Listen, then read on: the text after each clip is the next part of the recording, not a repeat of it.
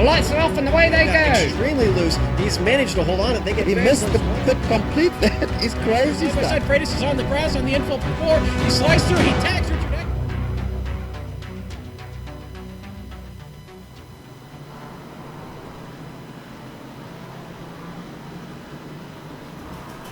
Floating high above Leicestershire County in the English Midlands, we look down at Donington Park, which today plays host to the second round of 15 in the iRacing Drivers Association GT3 series, and all the action will be carried live as it happens here on the Global Sim Racing channel. A doubleheader on tap today, a 15-minute dash followed by a 45-minute sprint race for the points. It all gets underway in just under a quarter hour when the flag man will show the green to a field of Mercedes, BMWs, Audis, McLarens, and roofs. So hook up the internet feed to the big screen, spatula yourself some pork pie with a glass of room temperature ale, put your feet up on the footstool, and enjoy the 60 minutes of simulated sports car excitement that will be streaming your way. Hello, everyone, and welcome to another GSRC broadcast. I'm your host, Bill Soupson. With me today is the host of A British American's Guide to This Weekend in Motorsports, and that's Samuel Ryman. Turning the knobs and pushing the sliders is the hardest working man in sim racing broadcasting, Joe Peak, and at his disposal are the camera locations provided by the Ansel Adams of iRacing, Dougie Beard. Today's broadcast is made possible by the good folks at The Screwed Gamers, Kart Action Media, and Zanardi Course Australia. And thanks to them, GSRC was able to bring you round one of the season debut, where we saw John Piesnick conquer the 4 miles, the course at Road America, to win the season's first checkered flag and earn the 150 race points that went with it. Marcelo Rivera finished second, and Hayden Dodman stood on the final podium spot. For today's round two, the series moves across the pond to my Mike mate's home country of England. Sam, tell us, and an Englishman's guide to Donington Park. Well, it's a circuit that's fairly well known around the iRacing community and motor racing community in general. One of the more popular tracks over in Britain at 2.5 miles, that's 4 kilometres in length.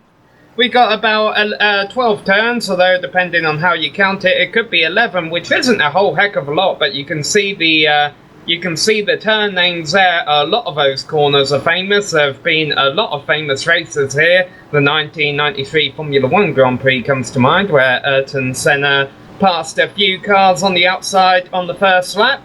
And as you mentioned, we're going to have 2 races here today. The 15-minute heat and the 45-minute main event after that. There will be 40 drivers at most. This series is capped to. It's got 40 drivers on its roster, and we've had a good turnout today. 32 drivers, considering the fact that this is a relatively new course on the iRacing circuit. 32 drivers have taken the initiative, purchased the course, and are hopefully going to give us 2 great races today. It's an open setup, and we're about to see how you get around this little track here in England with our GSRC lap guide. Alright, we've got Amjad Yaman in the GSRC BMW, so let's do a lap around Donington Park. Coming down to Redgate, be careful not to drift over into the pit lane exit while still trying to bring the car as wide as you can. This corner has a deceptively late apex, and you'll want to make sure you don't turn in too early so you don't have to lift on the exit. Cross the track and make sure to hug the right as much as possible, then aim it for the apex of Craner Curve. But you're not done. Keep pulling to the left to give your car the best entry into the old hairpin. This is another turn where your exit speed is important, but don't get too greedy because the paved runoff is considered out of bounds. From there, guide it in a wide arc around the little kink so that you can set yourself up with the straightest braking for McLean's. The crest at this corner makes it extremely difficult to hit the apex properly, and you'll see a lot of drivers be just off the curbs. From there, you've got a short climb into Coppice where once again, it's so hard to spot the corner. The second part of the corner opens up though, so take the line from wide to shallow. It's a brief respite down this undulating stretch, but you'll still want to drift over and spot your brake marker soon. This chicane is called the S's, but it really doesn't have the flow to deserve that name. Barely clip both bollards without cutting the course, and then hold to the left. Just after you get over the rise, you'll start braking for the next possible passing zone, the Melbourne hairpin. Square off the exit and then bring it right back across the track. Soon, you'll be met with another slow, frustrating hairpin called Goddard's, but at least it's another place to possibly sneak by your competitor. It's a little bit blind as you come in, but just like before, giving yourself a better exit is more important to offering an opportunity for an overtake into Redgate. But if you held it all together, that's a lap around Donington Park.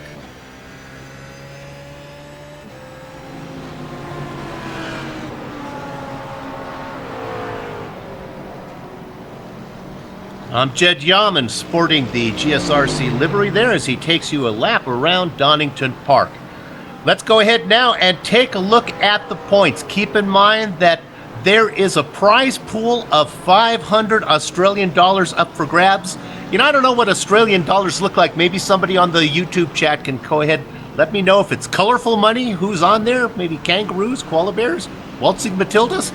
But it's 500 Australian dollars up for grabs. Now, after one race, it's no surprise to see the round one winner at the top of the chart, and that is, of course, John Piesnick.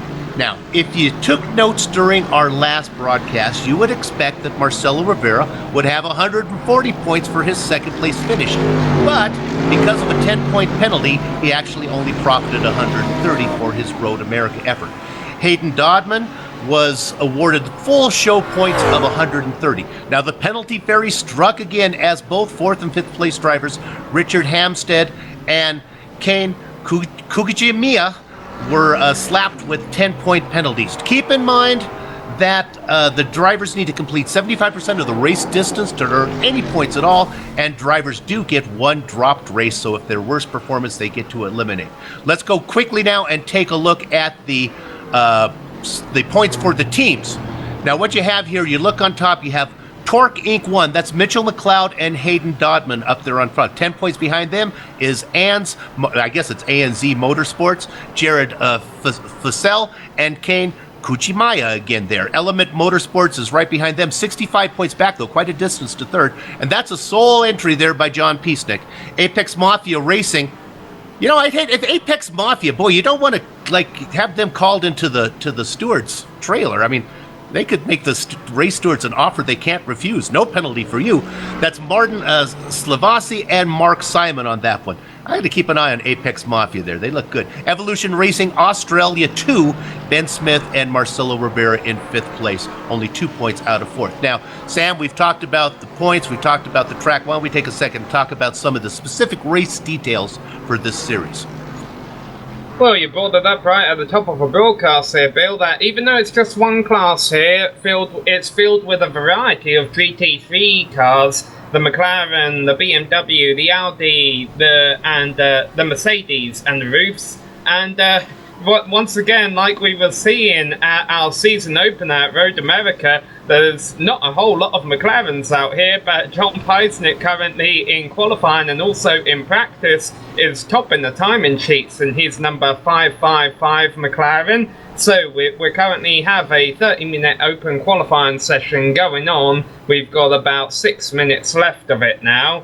Also, we've mentioned race length a couple of times, but we're going to mention it again because it's definitely an interesting one. A 15-minute heat race, no pit stop, and then the main event, you've got 45-minute race, and you do have to make a 4-tire stop between the 20th and the 30 minutes. Those rules sound a little more easy to follow than the NASCAR All-Star Races mandatory tires that stop in there.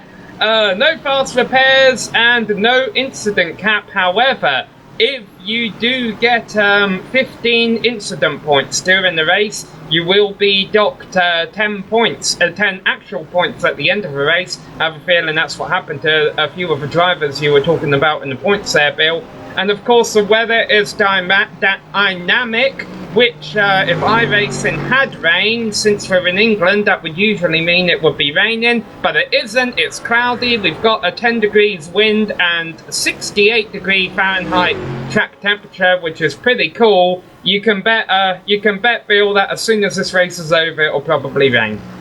Yeah, that's the 68 degree air temperature, 68 degree track temperature. So clearly, that's some That's some English sun. Had a lot of power there, warming up the track. Absolutely nothing. It might as well be night.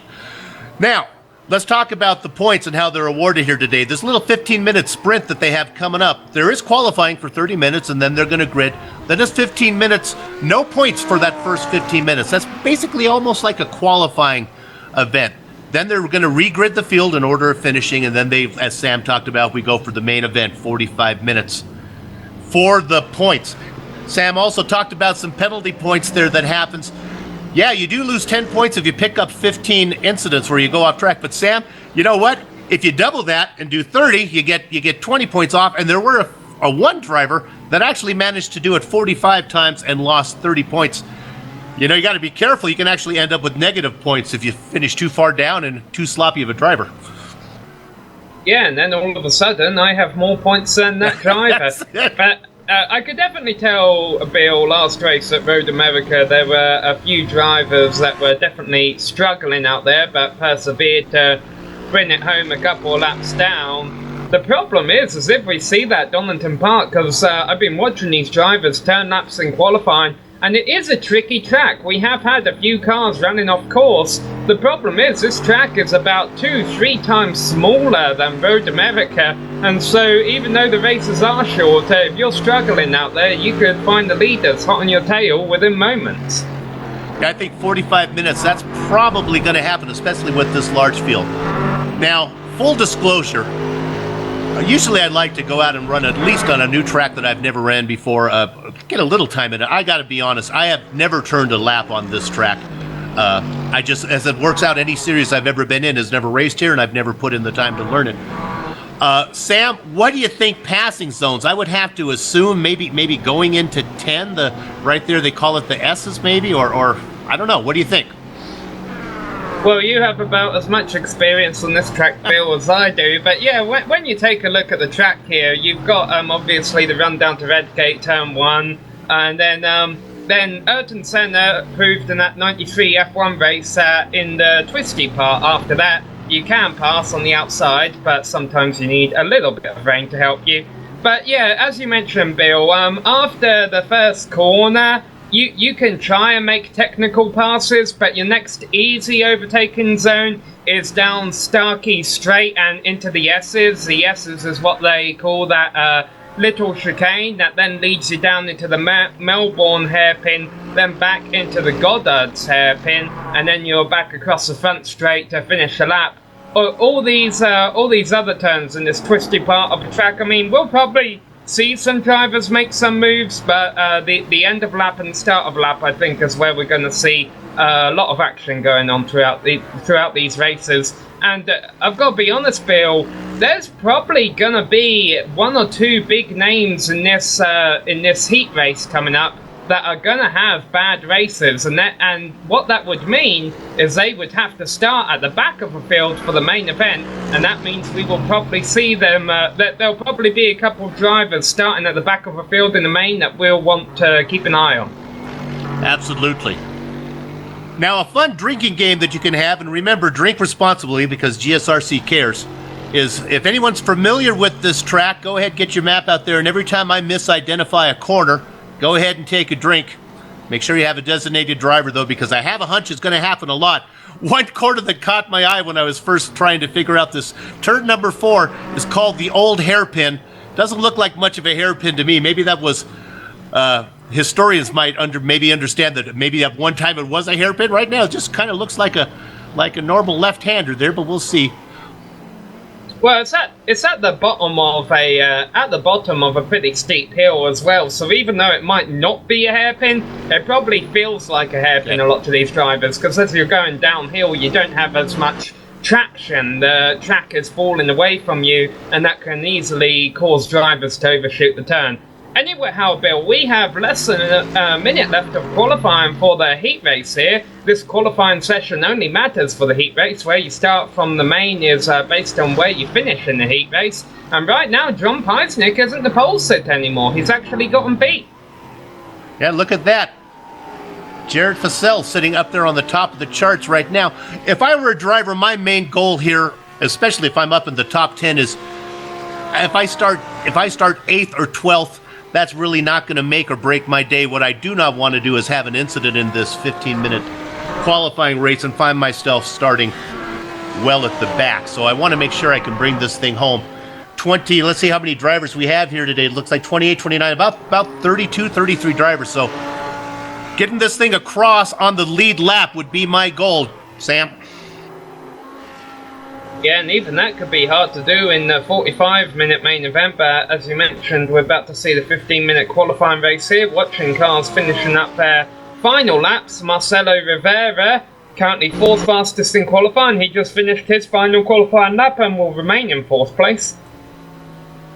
Some other big names that we saw, a runner-up from last race, Marcelo Rivera up there currently 4th, Richard Hampstead 5th, and of course we'll bring up the entire grid here as soon as qualifying is done. It's going to be pretty quick. Looking for any big names that are down the list, I go ahead and look at our 3rd place driver from last race, the opening debut, and that's Hayden Dobson sitting in 14th right now, so it's going to be hard for him to follow up on a second podium performance unless he can get a little help. Well, you can tell he's been pushing it in qualifying because he's obviously had some kind of incident. I see a lot of drivers having to abandon their laps coming out of the S's, a little chicane that leads to the hairpins there because they keep overshooting the exit, trying to get everything they can. And why not? At the top of the board, you actually have right now the top 15 cars covered within a second in qualifying, despite all the different manufacturers of cars out here. Hey, here's another McLaren in the top 10. Justin Strickland currently sitting there in 9th place, and he was 6th fastest in practice, so we'll definitely be keeping an eye on him. Another thing I think we are going to have to keep an eye on, Bill, unfortunately, is for whatever reason it seems some drivers are having connection issues tonight. Since I've been watching this qualifying session for about the past 20 minutes, we've had about 3 or 4 drivers lose the internet connection, but hopefully all those gremlins are out the way and we won't see any drivers have the old iRacing mechanical failure during the actual race. That's what happens when you live on the wrong side of the globe. Boy, a little North American bias there from me. Sorry about that, all you Aussies. And I'd like to apologize for last week when I mentioned this was a New Zealand-based series. I was incorrect on that. Obviously, it is based in New Guinea. Nah, just kidding. It's from Australia. Anyhow, Bill, it looks like qualifying's over, so let's go ahead and beat up a grid here. It looks like Jared Fussell has our pole position. Yes, he does, and we talked about it before, followed by last race winners. John Piesnick in 2nd. Row 2 is going to be made of Kane Guchimia and Marcelo Rivera. Richard Hampstead is going to be 5th. He, outside of row 3 is Sam Sutton. Riley Blythe and Scott Timlin make up the 7th and 8th spot. The next row is Justin Strickland and Tom Jones. What's new, Pussycat? Let's go to you, Sam. Yeah, then we get to row 6. We got Mitchell McLeod lined up alongside Matt Forbes, Simon Fagel, and Hayden Dodman, the driver we saw smoking there on the 7th row. Warren Pickering and David Drellins are on row number 8, followed by Zachary Handlin and Grant Hines. Martin Shavazzi and TJ Brown round out the top 20, Bill. Hidden Blackjack is Nathan Waddle. Clint Smith in the 22nd position. Jeremy Morton in 23rd. The double dozen spot goes to Jack Freer. Mark Simon in 25th. 26th and 27th go to Phil Gadd and Philip Wallace. A couple Phils there. Zachary Logan in 28th. Now no time in 29th for Jake Maloney. And Jared Timon in 30th. Sam, and I'll just take these last two. Jay Kennedy is out on the grid. He wasn't able to put in a time. And Sam McLeod starting back in 32nd position. There you got 32 drivers taking the field for this little 15-minute sprint. We just want everybody to bring it in safely so you get a good qualifying grid position for the main event that is for the points. They're going to do a pace lap around here, so we have a little more time to talk as the Mustang is out in front of these cars. Sam, we mentioned that we have some Mercs out there. We have some McLarens, BMWs, right? No roofs today. Oh, I guess there are no BMWs either. Yeah, that was a surprise at Road America. They're actually gridded up just before the S's here, Bill, so they're only going to have a few turns to warm up the tyres and then they're going to go. All 32 drivers, despite the connection issues, are in the session Two of them, though, and actually a couple of them running up course coming out of the S's there. Two of them are not going to take the green flag with the pace car. Philip Wallace has elected to start from the pits, and Scott Tamerlin, I think, may have just lost the connection, gridded up 8th there. And also Sam McLeod, didn't see him lined up behind the pace car, but we'll get it all sorted out. What we do know is Jared Filsell and John Eisnick are getting ready to lead the field to green, and it will be very interesting here, Bill, because the green flag will be thrown while a lot of the cars are still in the hairpin. Yeah. They've worked a way around. They might even be in the Melbourne hairpin there. As they work away around that turn 11. That's the first hairpin. Now they go around turn 12. Now they're looking for the green flag. Keep an eye on the car that's up front. Wow, yeah, what a mixed up start. There we go. We have going in there is Jared Fasell's going to lead him into corner number 1, the right-hander. Tuck it into second position, a battle side by side. Kujimaya and Hampstead running second and third. Matt Forbes hard into the wall, and another car's gone with him. That's Tom Jones.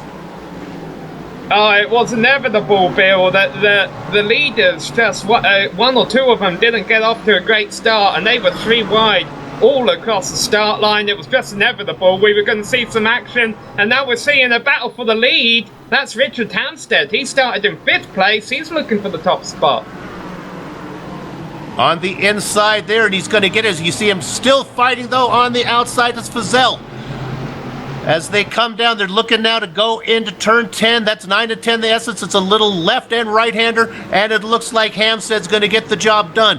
Hampstead, Fazell, Peastick now up to 3rd. Sam Sutton running in 4th position, up 2 from his starting gate. Making a move on Sutton is Kujimaya. Kujimaya, and he's going to get it done. Kujimaya inside of Sutton.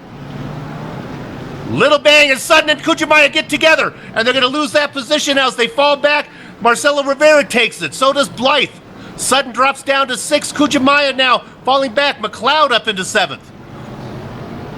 What an eventful opening lap, and Richard Hampstead, we talked about them being 3 wide over the start-finish line. I guess that paid off for him, up from 5th to 1st in the opening lap. I mentioned Scott Tamlin lost the connection during the pace lap. He has lost the connection from the server, and finally they actually get single file now, but it took them a lap, Bill, and a lot of cars got Another damaged. car off. Another one.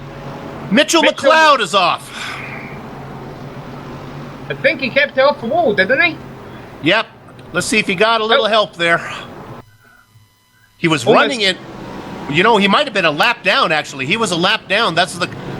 He was running in 27th position, was up there with the leaders. No, I guess maybe my timing of scoring didn't get caught up. Yeah, no, he was in 7th, and he has made pretty significant contact with the wall, actually. I couldn't tell that all the dust was up in the air in that gravel trap. Not Zachary. He is now back in 27th, as I was looking. Timing and scoring didn't update during the replay, so McLeod in trouble. Let's go set the top 10 for you right now, because it's pretty exciting up there. Our leader still, Richard Hampstead, as they're going to be finishing up here the second lap. They're going into turn 12 right now. Fazell right behind him. 1, 2, 3. Peacenik in 3rd. Rivera in 4th. Those are names we all saw up at the top of the first race. Sutton in 5th. Blythe in 6th. Kujimaya in 7th. Then that yellow car that you see out there behind Kujimaya, if you get, that's a nice McLaren. That's our only other McLaren out there, and that's Justin Strickland. It's green. Yeah, Justin qualified in 9th, and he's up to 8th. He's had a pretty good start. Right now, though, it's a Mercedes leading, an Audi leading the McLaren. John Peisnick back in 3rd. I didn't think we'd be saying that today. No. Then to round out the top 10, Hayden Dobson and Simon Fiegel. With only 11 minutes to go, it's doubtful we can get to the back of the field. We'll do our best to try to get some coverage on this little sprint of any battles going on back there. Still pretty much single file up in front, Sam. Yeah, one spin at the back of the field. Jared Timon collected the barrier and has actually retired from the session. Now, this is a different session to what the main event will be in, so damage to your car should not affect your main event performance, and obviously any car that elects to start will be on the lead lap. some of them will just be further back in the field. Battle for 11th going on meanwhile. Grant Hines getting past in that run down to the penultimate hairpin by David Jellings. Jellings up to 11, Hines now back to 12th. We'll go back, we like to call this name Martin Silvassi, back there in 13th place in that white and blue Mercedes. And you can see we are having a bit of a timing issue at the bottom of the screen there. There's not 2 minutes between every car on course, and I think it more like 0.2 of a second between every car on course, because even though there's single file in the top 10 right now, Bill, no car is without another car in its windscreen. Let's drop back another spot to TJ Brown, running back there in 14th spot, all by himself. Zachary Hanlon back there, 15th behind him, being chased by Jackson Freer. Having a good run from Jackson. Jackson started 24th, is up 8 spots into 16th.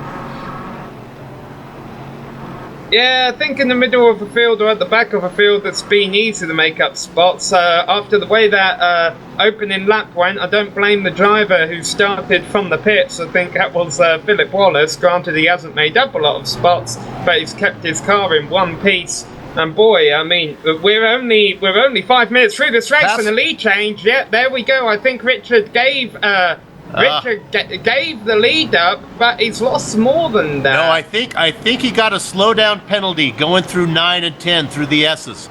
I think he cut the course and he had to slow down and gave it up to Fazell and Piesnik now. And now Hampstead in trouble being challenged by Rivera. And a bad exit from that's Piesnik in that McLaren, that colorful McLaren. Now he's going to give up second position back to Hampstead. That's the first time we've seen Piesnik make a mistake this season, but he'll filter into third. Oh. No, he won't. Hello, Richard. Little love tap from behind there from Piesnik. Marcelo Rivera, as you mentioned, is a driver in the popcorn position right now. 4th place as Pat goes all the way back to 7th. And out in front, you need to check his luggage for stolen towels because Jaron Vassell has checked out as he is 1.5 seconds ahead now of Hampstead. All that battling between Hampstead and Piesnik back there and Rivera, I think that slowed those guys down. So I think it's pretty safe that Vassell, with only 8 minutes to go, should be able to go ahead and have a good starting position. Yeah, and he'll like that. I think he had a bit of bad luck at the season open at Road America, so it'd be nice to have some good luck for him.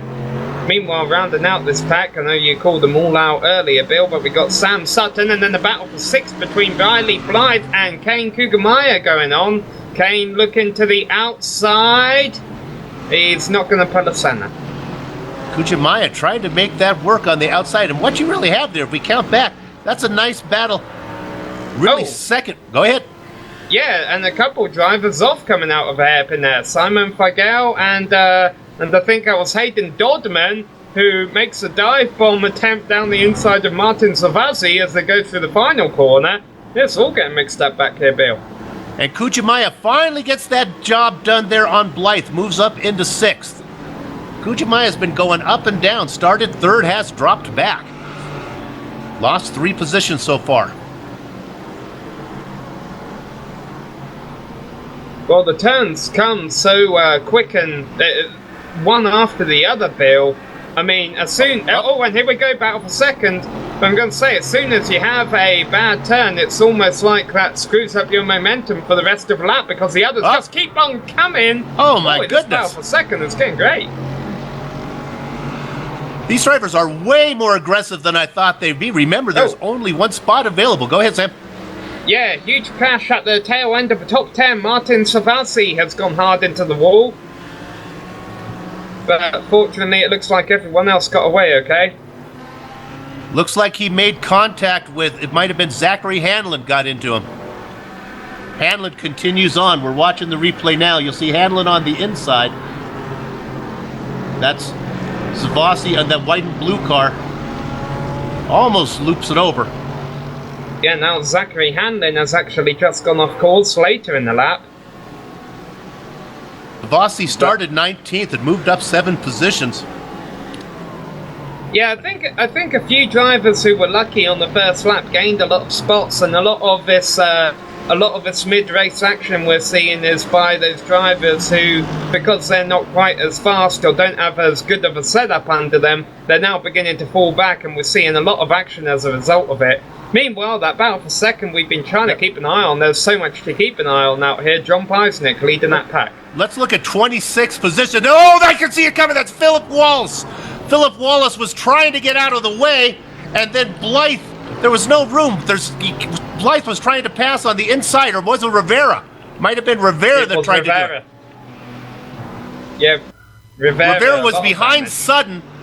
Rivera ducks to the right to go around Sutton, but Wallace had slowed up to let the lead cars by. We're on board with Rivera. Now look at Rivera as he's going to duck. That's Blythe ahead of him. He's going to duck to the right, and oh my goodness, he didn't see the nearly parked car ahead of him. Meanwhile, change for second, Richard Hampstead has just taken it back from John Peisnick. Boy, we were talking about drivers who are going to make a race interesting in that 45-minute main event, Bill. I think we got another one to that list, top 5 finisher. We'll have to start toward the back.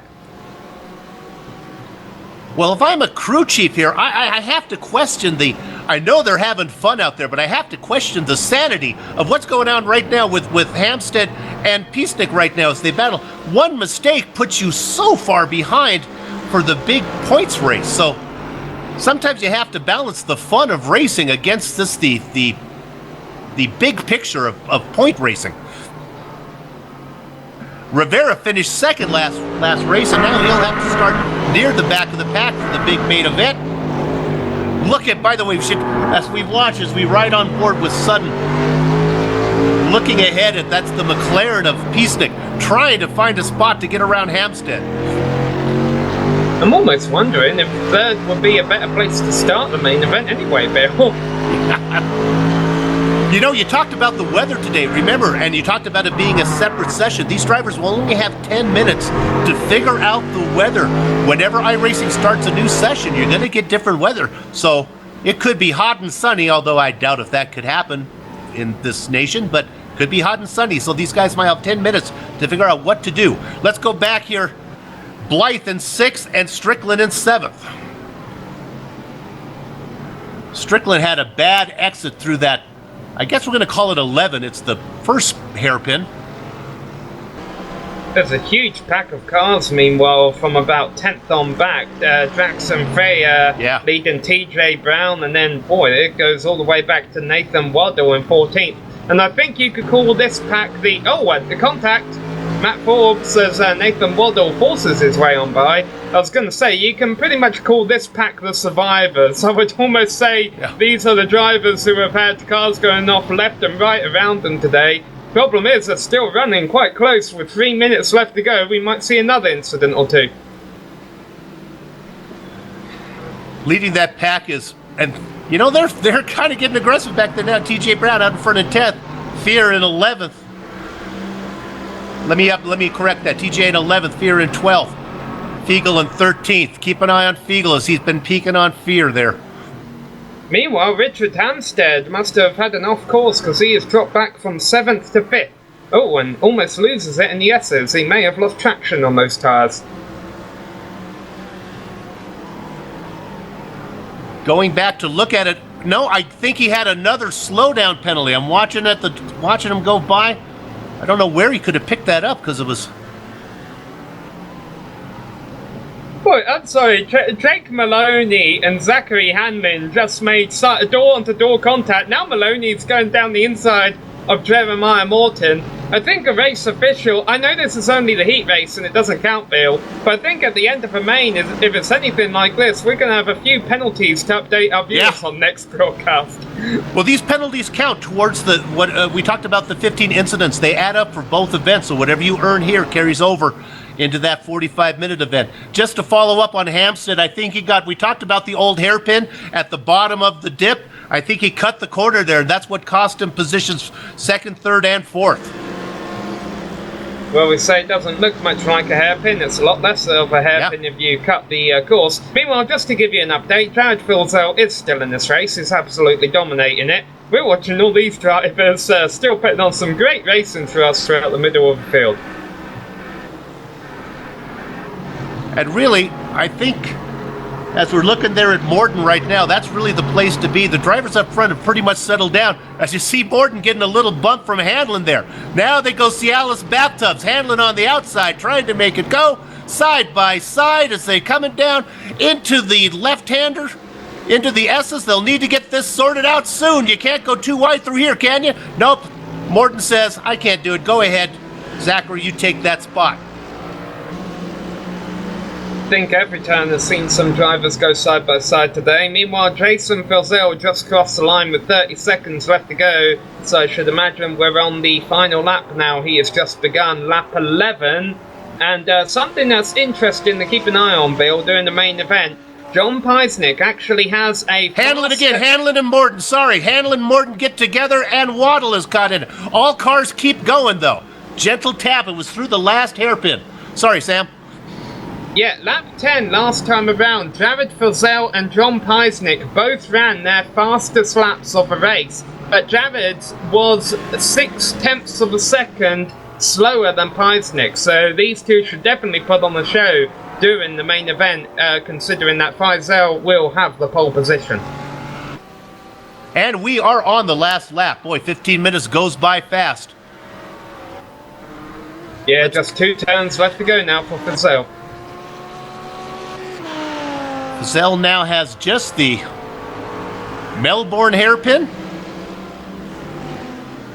Then he comes around to turn 12. And then we'll go back to a good battle for third. This is Goddard. And then let's see where the start-finish line is. I guess it's right there. So there's your winner. Second place, Peisnick, and third place, Sam.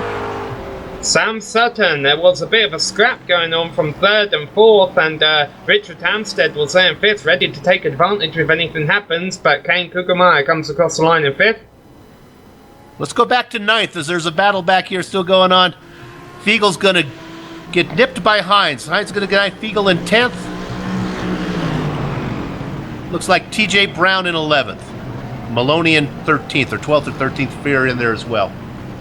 Well, as exciting as the first 10 minutes of this race was, Bill, I hope in the main event they race more like they did in the last 5 minutes, which is what they did at Road America, because otherwise we might not have any cars left to call at the end of a main event. Boy, there was some aggressive stuff out there in the first 10 minutes, and some drivers, as we mentioned, are going to have a lot of work cut out for them in the main. Well, having never called a race here before, so far, Donington Park has impressed me. That was a nice race, and I think the track put on some great racing. Pretty exciting. Let's go ahead and run down now. We're going to run down the entire field before we take our break here. So starting on the pole, I want you all to come back after we take our break for the 45-minute main event. Starting on the pole, Gerard Fasal, who had the great run all the way through wire to wire. John Peisnick going to be outside him on row 1. Row 2 is going to be Sam Sutton and Kane Kujimiya. 13th, I could give a different pronunciation for that name every time. I'm going to do better on the main event. Richard Hampstead and Riley Blythe. 7th and 8th is going to be Justin Strickland and David Jennings. And rounding out the top 10 are Grant Hines and Simon Fiegel. Sam? Yeah, see a few Mercedes, Audis and McLarens up in the top 10. See a lot of Mercedes here, 11th through 20th. TJ Brown in 11th and Jake Maloney in 12th. Jackson Fair in 13th, Jeremiah Morton 14th. Now you get back to the drivers who had a couple of off-courses today. Zachary Hanlon in 15th and Nathan Waddell 16th. Hayden Dodman in 17th and Warren Pickering. Phil Gadd and Mark Simon started back in 26th and 25th positions respectively. They'll start in the top 20 for the main event. Hitting blackjack is Zachary Logan, catching 22, Matt Forbes. Philip Walls in 23rd. Double dozen spot goes to Marcelo Rivera. Quarter century mark to Clint Smith. 26th and 27th to Marston Slavasi and Jared Tyerman, who had some issues. 9 laps down, Mitchell McLeod. Jay Kennedy in 29th position. 30th goes to What's New Pussycat Tom Jones. Scott Timlin in 31st, and must be the brother of Mitchell McLeod, Sam McLeod from Talos, New Mexico, in 32nd position. And that's going to wrap up our first half of this broadcast. We're going to take a short break. I want everybody to come back for the main event that's going to be starting shortly. Be back in just a few.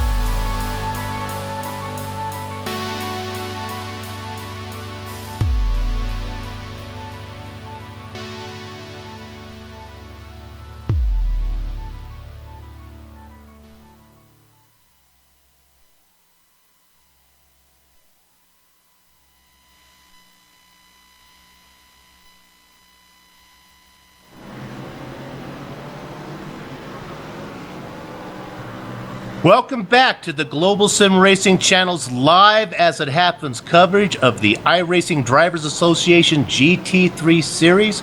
Still floating high above Leicestershire County, which is still located in English Midlands. We once again look down at Donington Park, which just finished up hosting the 15-minute heat race, which will set the grid for this 45-minute main event sprint that will be getting underway shortly, and this is the event that's for the points. Well, Sam, there was no shortage of action or fighting in that 15 minutes. Absolutely not, and we might even see a more chaotic start here to this race, considering the track temperature. We've gone from daytime to evening now, and there has been a change in weather condition, as you were mentioning. The track temperature is now 76 degrees Fahrenheit, which is still cool, but it was even cooler during the heat race. Now, drivers are still coming into the session. We had 32 drivers in that heat race, and all 32 are welcome to come in the main event. Although I think after the bit of chaos there they had at the start, some drivers might want to say, hey, I might want to actually save myself those 10 points, Bill, as you were talking about there is a possibility of drivers losing points at an event if they don't have a car under them. Absolutely, and I'm with you. Boy, there was a lot of excitement. Now, remember, we talked about that going on as I'm struggling with many issues here. Hey, things are coming along, and now I'm in the session. Hopefully, the drivers joining the session had an easier time getting in than I did. They only have 10 minutes to get going. Sam, let's talk a little bit about the weather. We saw that first race was in the afternoon. What do we got going on now? Yeah, well, as we just mentioned, it's came to evening. Track temperature is a bit warmer, but also you talk about the actual weather. The sun is beginning to set, which means the driver's visibility could be impacted. I don't think it's too bad, though. It seems to have set enough where it shouldn't dazzle the drivers too much, because these online simulators are pretty good at giving you that effect of if the sunlight's really strong, you can't really see where you're going. But yeah, you talked about just a 10-minute warm-up here, Bill. We're already less with 10 minutes to go, and I'm only seeing about 20 drivers in the session right now. Yeah, it was tough getting in for me. What they closed down the session, launch a new one. I'm sure everyone will get in here. And we talked about it. It's 75 degrees. So obviously, while the sun is setting, the clouds have parted. I guess they're sitting in an English garden waiting for the sun. Well, the sun has come out, as you can see the long shadows of the late afternoon. Well, the good news is it looks like we have John Peisnick here and Jared Filzel. So we got our front row starters at the least, and as we mentioned, they're turning laps in warm-up right now, and John Peisnick's lap was actually 1:26.0. Now, remember, during the race session we just had, we saw him breaking in the 1:24s. I wonder if this slight degree change in track temperature has caused him to go a second slower, or if he's just getting warmed up right now. And we look here that, looking at the time, it's getting very close to going to grid. If my timing is right, it looks like it's only going to be another 30 seconds. And we're still short some big names. I don't see Rivera's name in here. Let me double check and see. No, I don't see Rivera. Rivera had the finished second in the opening event, but then had trouble in that qualifying set. Still seeing more drivers coming in right now. 13 drivers have posted a practice time. Yeah, about 20, about 7 haven't even put in a time yet. So we're still about 10 drivers short as it's getting very close. Yeah, and the warm-up session is over, and it doesn't look like the rest of the field are in a hurry to come in. Maybe we'll see a bit more of a sane race here with the smaller field. Wish we had a bigger field, but still, 20 cars is nothing to sneeze at. And so let's run down the grid here, Bill, because the race is getting set to start. Okay, Sam Sutton talking right now, saying, are we going green? And it says it's locked to 20 drivers. Okay, here we go. So, We have on the grid there, as I was half listening to my director and then the drivers here, we have Fussell and Peacenik up there on the front row, Sutton and Kujimiya on the second row, Hampstead and Blythe in row 3, Strickland, Jellings in row 4, row 5 is Hines and Fiegel. Sam? Yeah, and then rounding out the field, we got TJ Brown, Jake Maloney, Jackson Freer, Jeremiah Morton, Zachary Handon, Nathan Waddell, Hayden Dodman, Warren Pickering, Phil Gadd, and Mark Simon. And a lot of drivers are disconnecting from the server. I think something's going on, Bill. Maybe some drivers weren't able to get in and they're about to open up another race session. My guess is I think that it might have been limited to 20 drivers, and that's why they couldn't get in. So what we're going to do now here on GSR TV, we're going to take a short break, and then we will be back and reboot up, and we'll actually get this session going as soon as they get it running.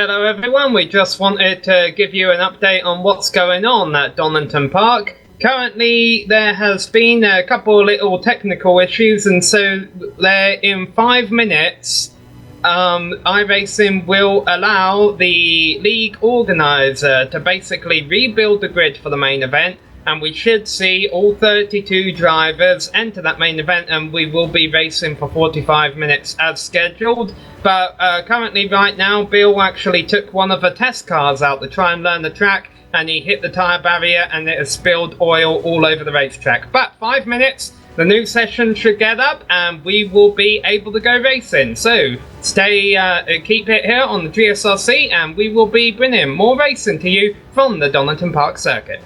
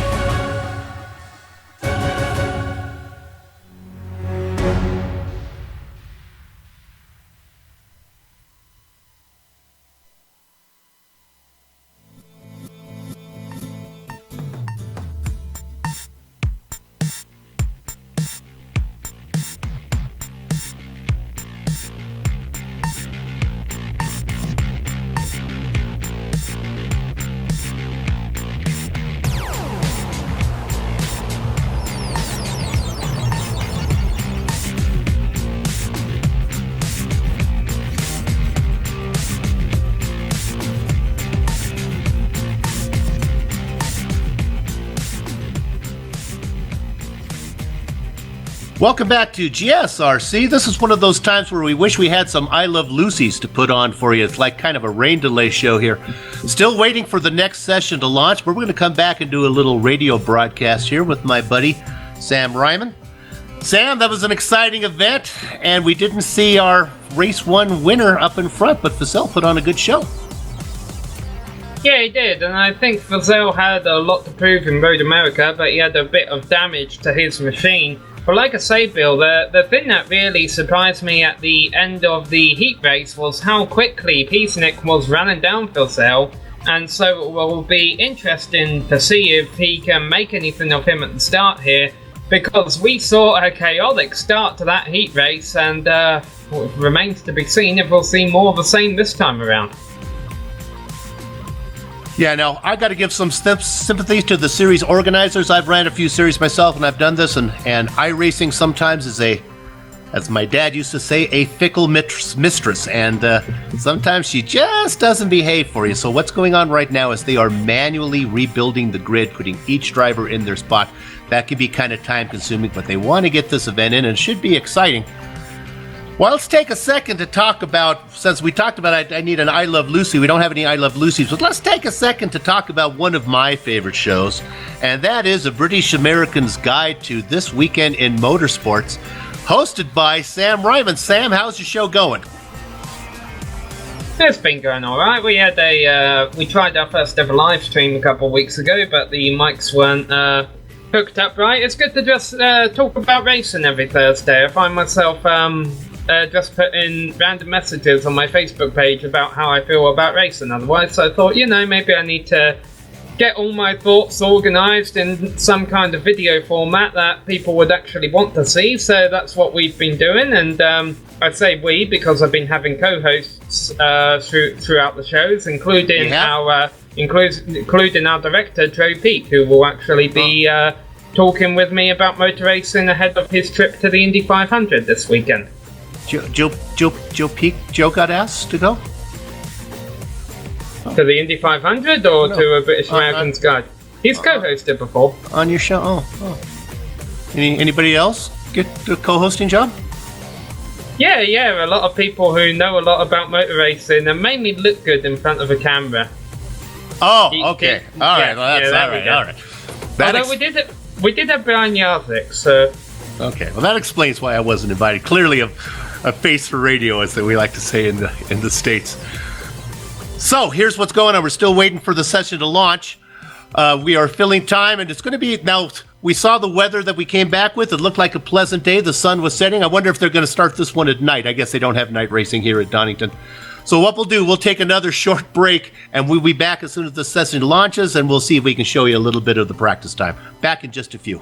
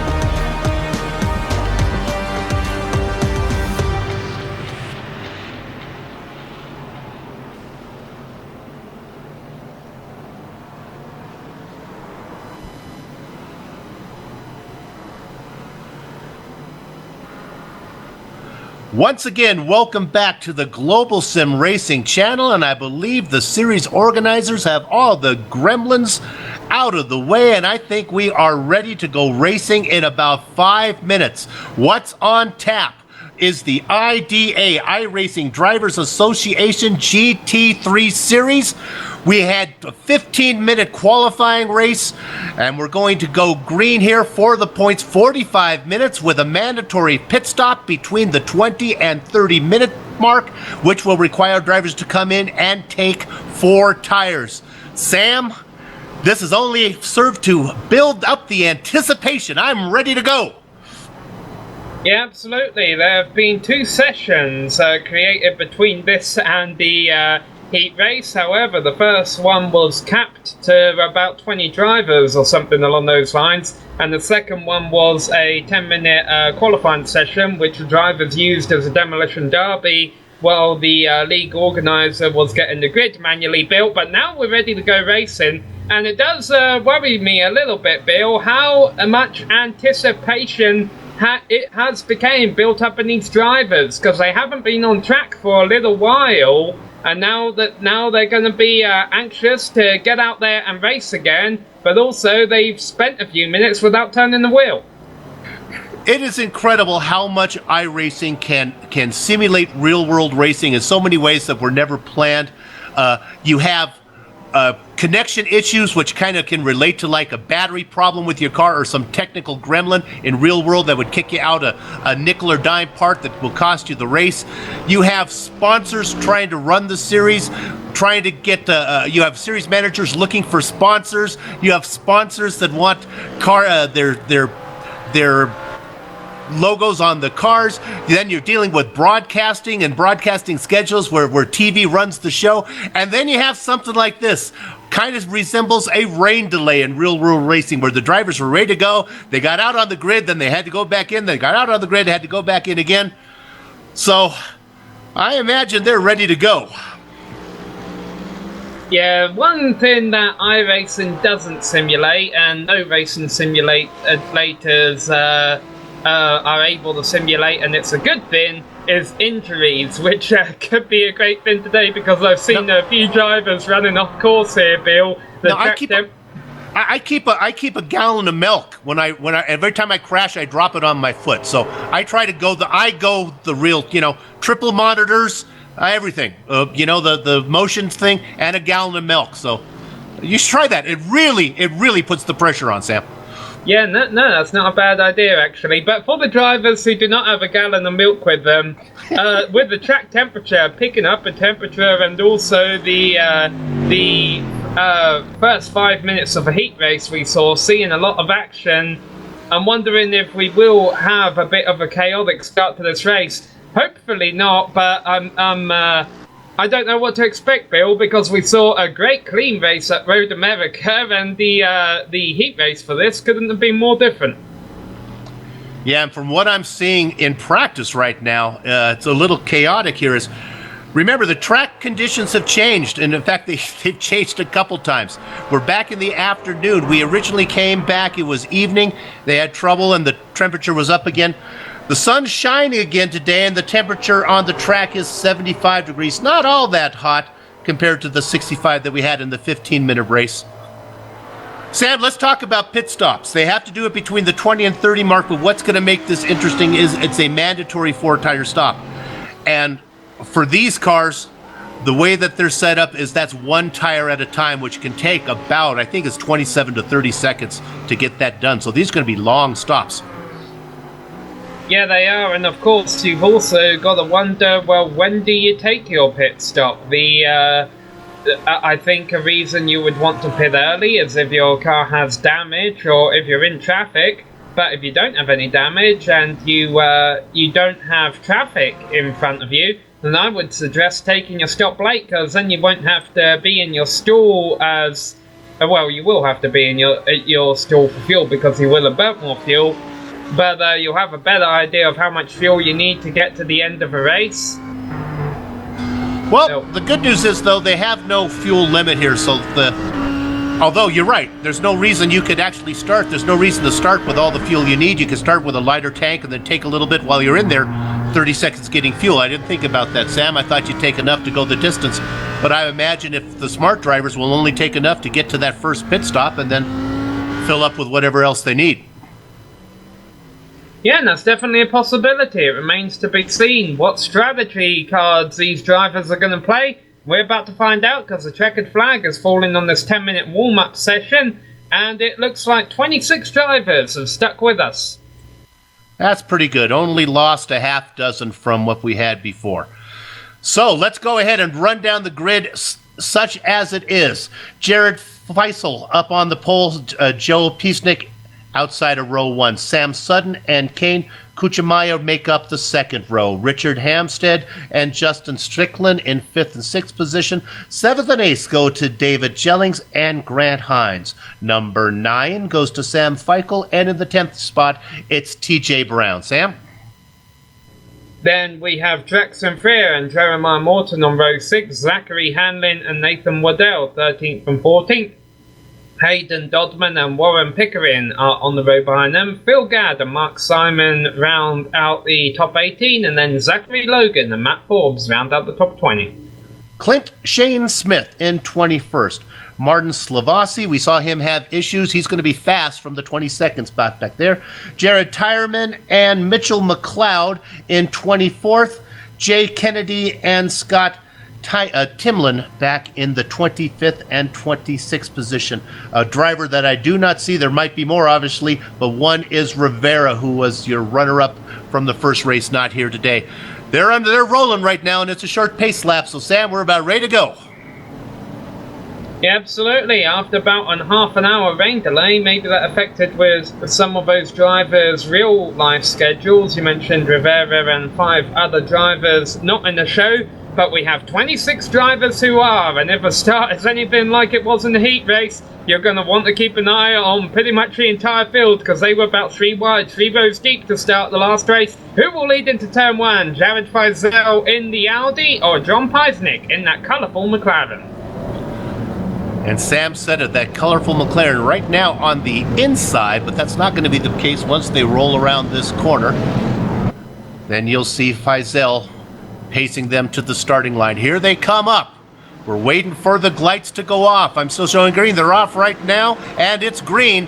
Gather up the chickens, take cover behind the cows because the horses are out of the barn, and jumping to the lead is Sam Sutton from the second row. He shot the gap between Feisel and Feisel and Piesnik, and now he's a Piesnik is really slow. Battling for 4th is Hampstead, right alongside Piesnik, and Hampstead gets that job. Piesnik back to 4th.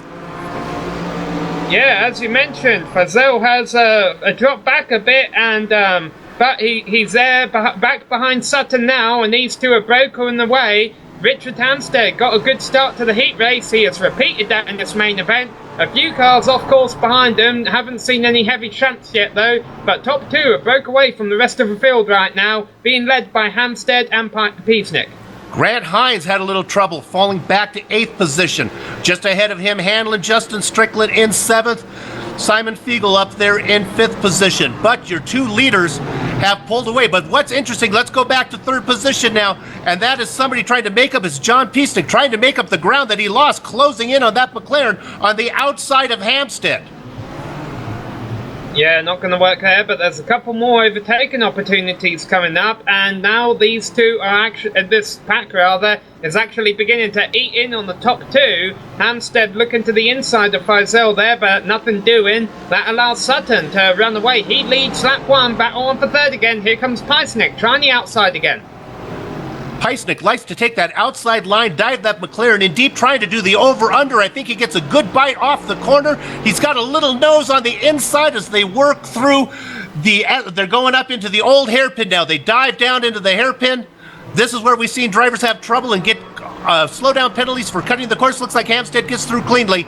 Feisel falls back a little bit. Battle back there for 5th position. Kane Kuchimaya back there being charged and chased by Simon Feigl. All 26 starters completed lap 1 without too much damage. Grant Hines just dropped from 9th to 21st position after having a spin. I believe that was back at the old hairpin. But everyone else, it seems to be running okay. The chaos I have predicted hasn't. come to fruition, and that's a good thing. Sam Sutton, though, running away with the lead right now. I don't think any of us predicted that, but there's 40 minutes left to go. They'll sort everything else out. Can he hold on to it? Sutton with that great start, shooting the gap from the third position on the grid. The inside of row 2 shot right between the two front row drivers. And he's now out in front. Faisal behind him in second. Hampstead in third. And Peacenik in fourth. We'll round out the top 10 for you. Kuchiyama in fifth. Sixth is Fiegel. Back there to Strickland in seventh. Hanlon in eighth. Pickering in ninth. And rounding out the top 10 is TJ Brown. And he's being battled right now by Jeremiah Morton. A nice battle for 10th with Brown, Morton. And looking to get into the mix is Matt Forbes. Yeah, not too far behind them. They were having a bit of a demolition derby back there at the hairpin. Not too much damage. It was more like bumper cars. They were just all bumping into each other. And actually, Mark Simon has had to come into the pits due to some damage, I expect. I'm wondering if Sutton, Bill, is one of those drivers who maybe is light on fuel, and there's some cars out there who are fueled up to go to the end. If that helped him break away with the lead. But now I'm taking back that thought, because the drivers behind him have actually ran him down. Jared Filzel will be challenging him for the lead before too long. Meanwhile, a bit of a moment, I think, going back in around 15th place. A few cars off course. Jared Tyreman's one of them. Just an update. Looked like Matt Simon has called it quits. He brought it into the pits. He might be coming out again, but he's in there right now. I want to go back and take a look at a guy who was running really well. Let's see if we can find him, if he's even in the grid. And that was Slavani. No, look at this. Still running in 23rd. Go back to Martin Slavani running in 20th right now. I expect him to be making some moves up right now, battling, trying to get around Clint Smith. Slavani is one of those drivers that was quick in the 15-minute qualifying race, but then had some issues. Having a hard time getting through right now. Still haven't made up a lot of ground.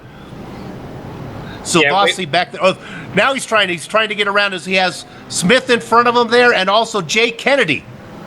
Yeah, we were just watching the replay of that accident with involving time, and meanwhile change for second place. Jared Filzel might be losing it to Richard Hampstead here as they go down into the old hairpin. Hampstead has the desired inside line. He'll take second place, and that battle has allowed Sutton to run away a little bit. Let's see if they're going to be able to run him back down, or if Filzel's going to try and get second back.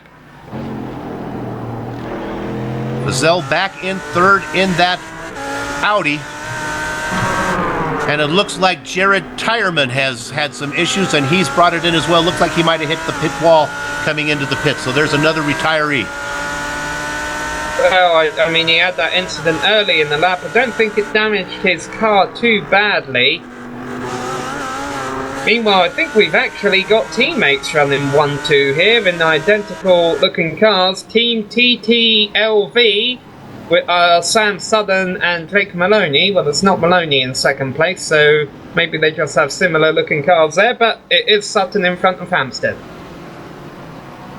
Yeah, different sponsors. One has Hyper on it, the other car there, if he comes around the shadow. Next level for Hampstead there, so I'm not sure they're the same, but they are painted real similar. Faisal in third. Let's go back to fourth position, Kujiyama, and there is Peacenik again. Peacenik being very aggressive, but he's fallen back to fifth position. After a front row start. Go ahead, Sam. These two are teammates in third and fourth. Jared Faisal in front of Kane Kugamaya. John Peacenik doing it all on his own, to my knowledge, but he's having a strong run. Well, I'd say a strong run in fifth place. This is a bit bizarre, Bill. After him running away at Road America, maybe he prefers tracks that aren't as twisty. Yeah, that was the talk before the race. Was that it looks like it's going to be Peacenik's. Will be doing a lot of interviews with him, but right now he's not on the podium. And Kujimaya doing a great job in fourth, distancing himself from Peacenik. Meanwhile, Sutton, after that good start, Sam, has not been able. He was able to get away for a little bit, but now Hampstead has closed the gap. Yeah, well, let's not forget that this battle for second dropped back a little bit when the trade for position took place, when Hampstead took second, and now he has run Sutton down for the lead. Can he make a move going into the first corner? This is the last one now. Here they come across the front straight. They complete lap 5. They begin lap 6. And Hampstead's within striking distance. Is he going to push the issue going into turn 1? Here he goes, down the inside. 2 Mercedes go side by side. Sutton came in with the lead. He might be leaving with the lead, but I'm not sure that will be the case when they get down to the old hairpin. Hampstead has the nose out in front and has the desired line for this right-hander. Oh, and a little tap from behind by Sutton. And he pushes him wide. Yeah, he was able to save it. A little bump and run, and Hampstead still trying to save it. I think he's probably going to get a slowdown penalty for that, though. And that puts Phil Sale in the lead temporarily. Sutton takes it back. Boy, we got 5 cars. You could throw a blanket over them battling for the lead right now. Sutton still has it, but down the inside goes Phil Sale, and they make contact again. Fazell elbowing his way through Sutton. Sutton back to second. Kujimaya up to third. Hampstead now being challenged by Peacenik. Peacenik going to back out. Look at Hampstead dive the car in as they go through the S's there into 10. Now they have the hairpin coming up. 1 of 3 on this circuit. This is a Melbourne hairpin. Fazell leads them around. And now this is a 6-car pack. Simon Feigl has joined at the back there. Fazell leads, but how much longer? Sutton looks down the inside into the final corner. Will take a lead, but can Fazell do the crossover move? If he does, he's going to have to try and pass on the outside in turn 1. We've seen drivers try to do this. Meanwhile, back there watching the whole thing is Kane Kujimaya. Kane gets a great run up there as Faisal did not have a good entrance into the corner. Sutton back out in front. Sutton squeezes him over. Faisal off onto the grass. Faisal able to keep it going. Shades of the last Formula One event there. Yeah. Faisal almost loses it. And Kujimaya, teammate, goes by into second. Faisal still losing positions. He's lost one to Hampstead. He might even lose one to Peacenik. Or to the 2 front row starters. Running side by side, but they're back in 4th place right now on lap 7. Faisal didn't give Peacenik much more room than he needed, but they were able to negotiate that corner. Meanwhile, still running in 6th is Simon Feigl back there watching the whole thing. But your leader is Sam Sutton. He had the lead early, he lost it, and now he's got it back. But making his way all the way up is Kane Kujimaya. Started outside of row 2, is now in the shotgun spot. Oh, and look at the dive bomb that Hampstead made. He missed the corner entry. He's going to lose a spot. Woo. It's a good exit, though. It's going to go down to the inside of Phil Sale here for 3rd. He's going to take it for now, but Phil Sale gets a better run off, and actually that will cost Hampstead that 4th position to Peacenik. Hampstead had trouble getting the power down. The car got a little squirry, and Peacenik now up to 4th as they keep shuffling the deck. But right now, the ace of spades is Sam Sutton out in front. Yeah, after all those challenges, he's been able to hold them off. You're beginning to see why qualifying was so significant here. What's happened to Peacenik? Peacenik has dropped back to 9th position. He looped the car. Going in. Yeah, the car got loose from under him again, getting the power down. He spun it off onto the grass. Didn't make any contact. That looks like that was just coming out of, I guess that's 2 he was going out of 1, between 1 and 2. Well, after Road America, I thought the series had great racing, but a predictable championship. Now we have great racing and an unpredictable championship, because Peacenik is definitely struggling today. Now, these drivers do all get 1 drop week, but you don't want to take it in the 2nd round of the season. No, you want to keep that available in case you have more trouble. Sutton out in front. There are battles going on through the pack. We'll try to get to those, but right now we're going to watch Sutton and Kujimaya. Look at that great long angle shot from Dougie Beard, and now we go on board with Kane, looking ahead at Sam ahead of him. As they go into that, I guess we're going to call that the 2nd, actually, hairpin, the first real one that's on the track, if we don't count the old hairpin. Now they go into this final hairpin, turn 12. Looking for a good bite off. Yeah, I'm seeing the leaders go through the old hairpin right now, with Sam Sutton still leading. Kujimaya, who gets a run on him on the outside. This isn't going to be the desired place to try and make a move, because there's a right-hander here. but it shows that Kugemaya is definitely not content staying back in second position right now. Okay, that's not time to drink. That wasn't my fault. I was just on delay there. I was watching a broadcast, watching a replay, forgot to fast forward my screen. You can take a drink if you want. I misidentified the corners. That's fine. Sam Sutton out in front. Kane Kuchimaya. Now they go through the S's. And now just replay the audio of what I just said because they're going into that spot. A crash from Zachary Logan. Yeah, we've had a few drivers who have had incidents back in the field. Jared Tyman, we saw what happened to him. He is out of a race. Mark Simon is in his pit still, and Zachary Logan still, of course. We'll get a replay of what happened to him right here. Coming through there, and I bet you it's when the power, trying to put the power down again. It gets a little bit wide maybe, and then he gets a little squirrely. And puts it in the wall. There are no fast repairs, so that's going to be tough for him, although he's not even in the pit window yet, as we are still at 31 minutes. Remember, they have to take a mandatory pit stop in that 10-minute window between 30 and 40 minutes. No, I'm wrong. 20 and 30 minutes. Oh, if I count down, all right, never mind. Yeah. So it would be... We're counting down, so when the time clock for our viewers, the drivers have to pit within the 20th and 30 minutes of a race, so that would be when the time clock is between 25 and 15. Right. 25 and 15. There we go. Thanks for doing that math. It's too early in the States for me to be doing that kind of ciphering. Phil Gadd has looped it out of a final hairpin. He's just sitting in a precarious position there, but gets it going again. All right, things seem to be settling down a little bit up front. Why don't we run down the second 11 here, from 11th back. Jeremy Morden running all by himself in 11th right now. Drop back a little bit. Mitchell McLeod. Now, that's a father-son team, and if I've got my notes right, I believe Mitchell is the son. Scott Taman back there in 13th position. Not real battle going on there. Back a little more. Nathan Waddle. Or Waddell. I'm going to go with Waddell.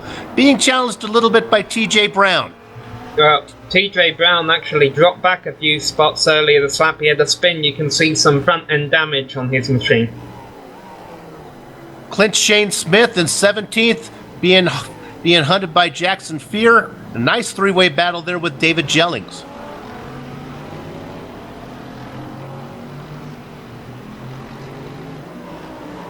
We watch them on screen right now. Go ahead, Sam. Yeah, still have a battle for the lead shaping up. Kugemaya just got a run on Sutton, but can't do anything with it. Meanwhile, Peasnick has moved back up into 8th position. Kugemaya really wants on by, and who can blame him? The drivers behind are now beginning to run him back down, and in fact, Sutton is able to break away a little bit. So, all of a sudden, Kugemaya's got to stop worrying about challenging for the lead and start worrying about the cars behind him. However, that is Phil Zell behind him, his teammate. And we'll stay on that battle up front. I just want to get a couple names out. Hayden Dodson, who finished on the podium the first race back in 19th position right now, and Martin Slavossi, who had trouble in that qualifier, has up to 20th. So that's your top 20 drivers. Meanwhile, up front is where the excitement is. A 5-car train led by the ace of spades, Sam Sutton. Yeah, I believe, and Zachary Hanling comes in from a stop for 7th. Well, it's too early for that to be scheduled. But those two drivers you just mentioned, Bill, I believe they both had single car spins early on in the race. Looking back, I'm going to give you an interval. We don't have to go there, but Justin Strickland, running in 6th position right now, has a 5-second lead over Peasnick. Uh-oh. Sutton goes off. Kugemaya goes into the lead. Hanstead, though, thinking about taking it from him. This is all kicked off because of Sutton's mistake. Hanstead looking for the lead on the outside, and there's contact, and it's going to work to his advantage. Kugemaya came off worst of it. Fazell, meanwhile, has moved up to 3rd. Feigl is up to 4th, and Sutton has dropped all the way back from the lead to 5th. My goodness, these Australian drivers are not shy about trading paint when it comes to taking a position. Richard Hampstead back out in front. Kane Kuchimaya in 2nd now. Fazell dropping to 3rd. Sutton all the way back to 5th. There we go. Ah, so Sutton got help going into that turn. Meanwhile, Hanstead began this lap in 4th position, and he's about to come across the leader, or is he? Because Kugemeier started this lap in 2nd position, and he's still in 2nd. He just has a different driver ahead of him now. Some great racing up front. Still not in the pit window. Will probably be in the pit window in 2 more laps. So 1 more time around, then we might see drivers starting to pit. Alright, if we have any more mispronunciation with Kane Kugemeier's name, we'll just start calling him Brian Jarzik, because right now he can't seem to get out of his 2nd spot. Brian Jarzik, a notorious iRacer notorious for finishing in the bridesmaid's position. However, still a long way to go, and within a couple of laps, Bill, the pit window will open. We watched there Jared Feisel running in 3rd. Fiegel in 4th. Nice race from him. He started in 9th position. You can see out of the screen there that beautiful, beautiful English sky.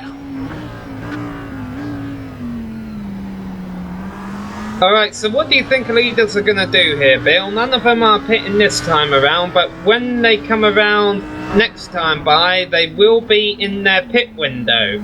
So, and there goes a spinner, Feigl. He made up all those spots and he just got helped around by Sutton.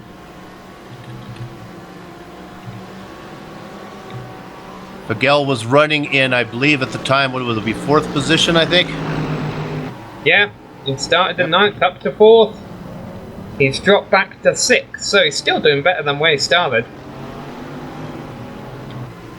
Yeah, he got out ahead. He got out ahead of Piesnik. Now, we talked about that gap, Strickland to Piesnik. Well, now Piesnik doesn't have to go all the way up there because Feigel's back a little bit.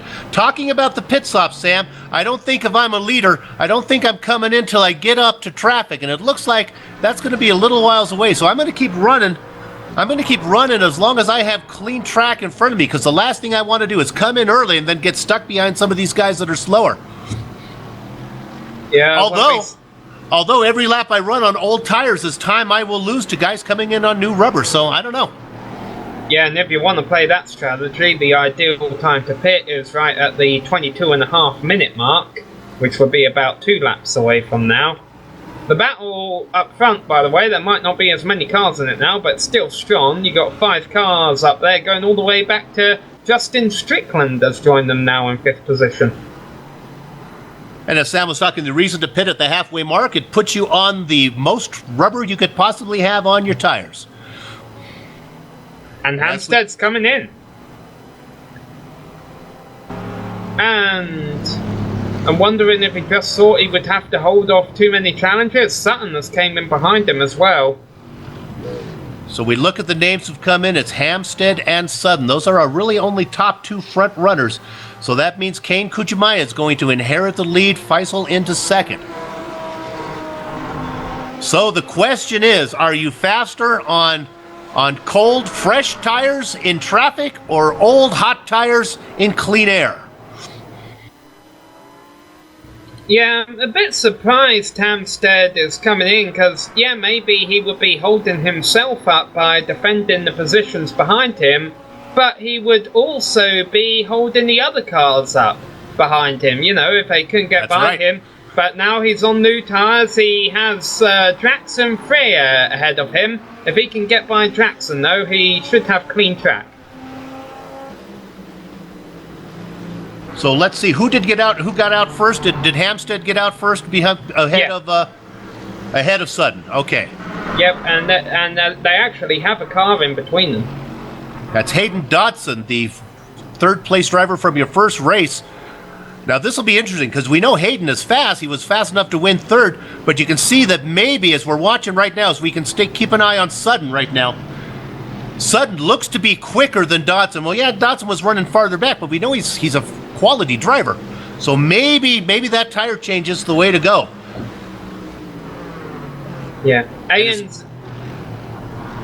The ANZ Motorsports drivers who were leading 1-2 Bill have gone on separate strategies here. Kane Kugemeier just came in and Jared Filzella stayed out for another lap to lead. And my apologies to Hayden's family. It's obviously Dodman, not Dodsman. Take a swig, boys. So the leaders stay out. Although it was, did Kuchimaya come in? Yes, he did. Filzell has yet to pit. Strickland has yet to pit.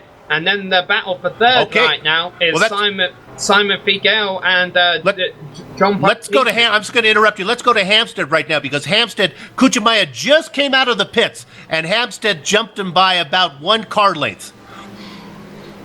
Sorry, Sam. Yeah, Hampstead was leading when around the pit stops began, but Kuchimaya. Right. Now that the 5-way battle for the lead, they're the only 2 cars battling for it right now. He might want to take advantage of this. Or do they want to run single file and hope that when the rest of the leaders pit that they're in front of the rest? Because Filzell is coming in this time round. And so is Strickland. So Filzella's in. I believe that's most of everybody. Except for Peisnick. I believe Peisnick's now going to inherit the lead as he's the last car to pit in that McLaren. So let's see if we can pick up Hampstead.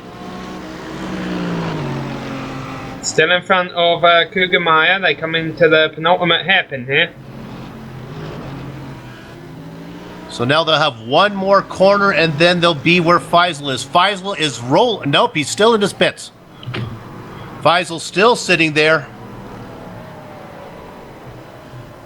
He's got to get going. Hampstead's going to jump him. Hampstead is Faisal's coming out right now, but he's not going to have the momentum. Kuchimaya's going to get him. Faisal's going to come out behind them. Sutton's going to be in 4th. And in front of Strickland. Strickland made up a lot of time in that pit stop. He had a pretty fast one. I think he made up a lot of it right before the pit stop, Bill. When they were all battling in the top 5 there, he was in the clean air, not getting held up by all the fender bumping going on. He was able to run them down. But yeah, he's definitely going to be a car to keep an eye on in the second half of this race. Okay, the announcer union makes me identify cars that are in the lead. So right now, John Peisnick, we see him in first. He should be coming in. He does not take the car in. He's going to stay out. Second place, Warren Pickering is finally going to bring the car in from second. And then the third place driver right now who has inherited is Matt Forbes. We assume that Matt's going to bring it in this time. So those McLarens, I guess, can run a long time. Yeah, well, I think every driver, Nathan Waddell is the next driver in line, and he's being passed by the drivers who will be the leaders now. I think every driver can make it on fuel as in comes Matt Forbes' Bill. It's just a matter of how long do you really want to go, and Nathan Waddell comes in too. So really, as you mentioned, it's only... Oh, and Peisnick actually just had an off-course. Peisnick has just taken advantage of a clean track, and he's hoping if he can have a short pit stop when he does come in, that he'll be able to leapfrog a couple of the cars that he has been running down all race long.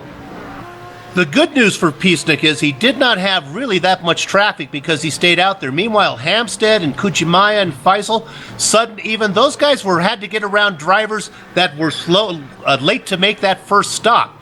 Right now, everybody has come in for their stop, so it's pretty much sorting out where it should be as soon as we get that McLaren of Peisnick to come in and do what he's supposed to do. He's got to get it done as we're looking here in the next 3 minutes. And he's not going to do it this time, so I guess he knows doesn't want to run it too long. You'll miss your window. He should do it next lap, I could imagine. He could also, let's see, two laps in the future would be 2 minutes and 40 seconds. So yeah, he could do it in the next 2 laps. Well, we'll have to wait and see. Right now, he's taking advantage of that clean air. Meanwhile, Filzell has gone by his teammate Kugemeier back there. And these drivers are running in second, third, and fourth right now. They're all just waiting for Peisnick to pit. Yeah, Fazell, though, that Fazell over Kuchimaya, that's really a battle of a pass for second as soon as we get Peisnick out of the way, assuming he does come in for a pit stop.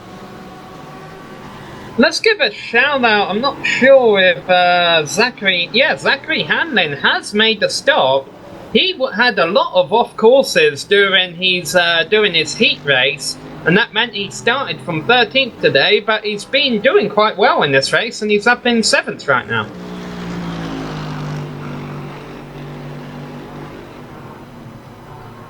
There you go, as we watch Hanlon right now.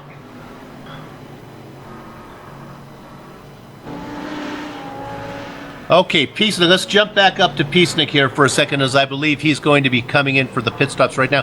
He has ahead of him Hayden Dodson, running in 18th position.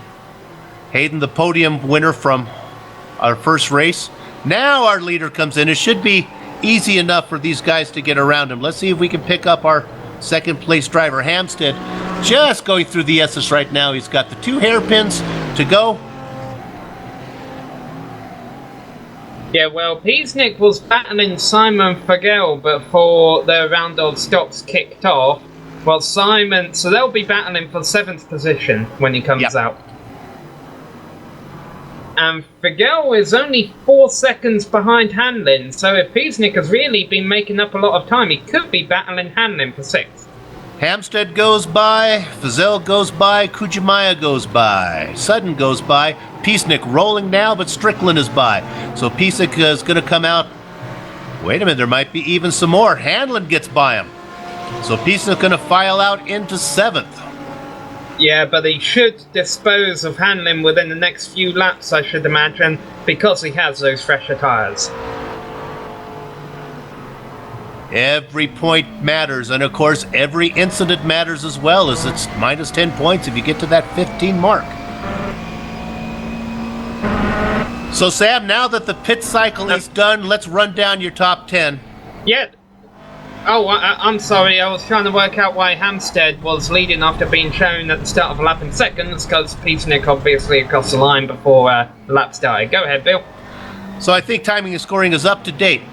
About 7/10 of a second up on Jared Fazell is your leader, Richard Hampstead. We said Fazell in second, but still in the hunt for third is Kane Kuchimaya. Those guys all run nose to tail as they go around the lap car of Phil Gadd right now.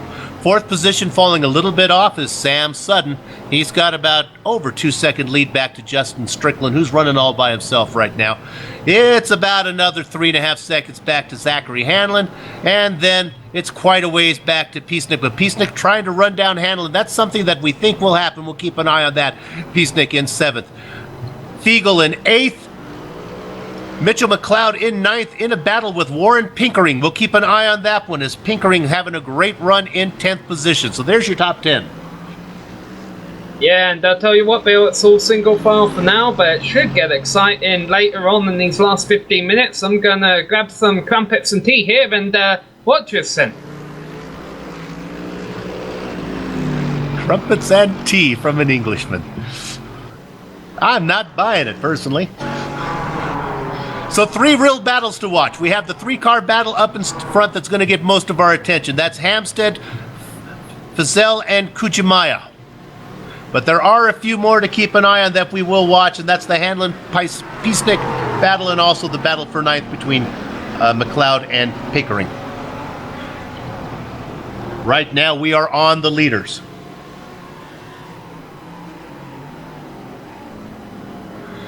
Hampstead side by side with Fazell. Hampstead out in front. Fazell looking for a place to get around him as we follow him through that last hairpin. And now they come across to start lap 22. But of course the laps don't matter. It's all about the time, and there's 13 minutes to go.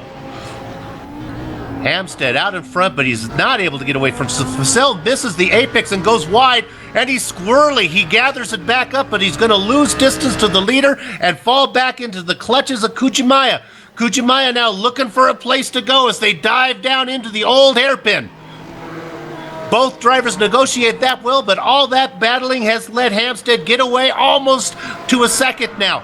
Will Fazell be able to gather him up as those front 3 drivers run 1, 2, 3. It's a long way back to Sutton. He's not in the mix. Let's go quickly back to 7th position. As we talked about Hanlon, and now we see that Peacenik has got around Hanlon. He's gathered him up. We ran him down, and now Peacenik moves into 6th position. Hanlon falls back to 7th. In that battle for 9th, if we go there, Mitchell McLeod is still out in front of Pickering. Not much happening there.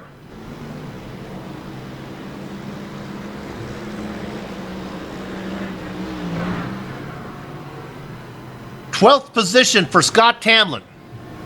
In a battle right in front of him is Jeremiah Morden. This is a battle for 11th and 12th. Morden in the dark-colored machine, in that dark-colored Mercedes, being chased by the multicolored Elements car from the Team Element there in the Audi of Scott Timlin.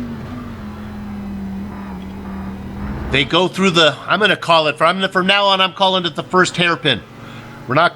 It's Melbourne. Now they go into Goddard. And they come across currently on lap 22. They're going to start lap 23. That's a battle for 11th. Morden stays out in front.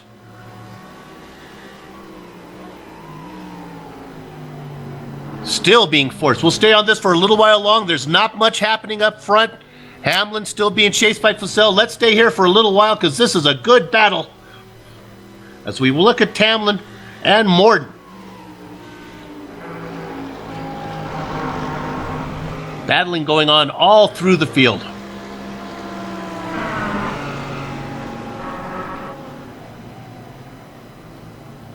Morden now dives into the right-hander. Now the straight as they go down into the next right-hander.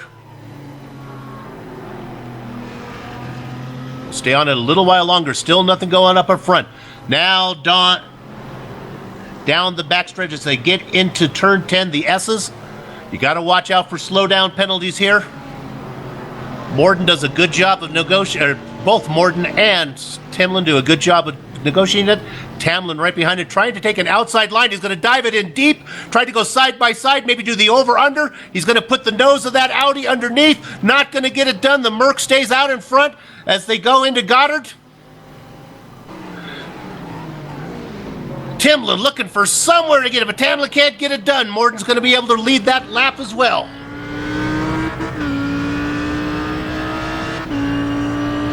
Right on board with Scott Tamlin in 12th. The battle for the lead still stays in the same order. We're not missing anything up there.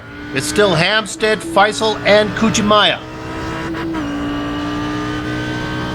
We're looking at the best battle on the track right now.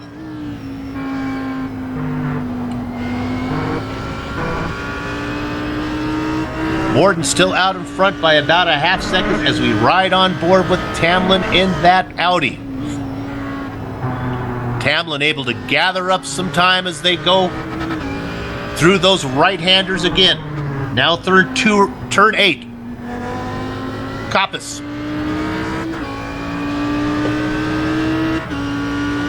Down the back straight again into 10. Now after they go through 9 and 10, then they'll work into the hairpin, and this is where Tamlin tried to make the move on the outside last time. Look at Morden protect the outside lane. Not going to let that happen again. Tamlin too far back to have anything happen. Again, he takes that wide entrance in, trying to get a good bite off on the inside. The car gets a little squirrely. The Audi can't get the power down, and Morden stays out in front, and now the lead gathers up to 5 seconds. Again, the battle up front stays the same. You are missing nothing.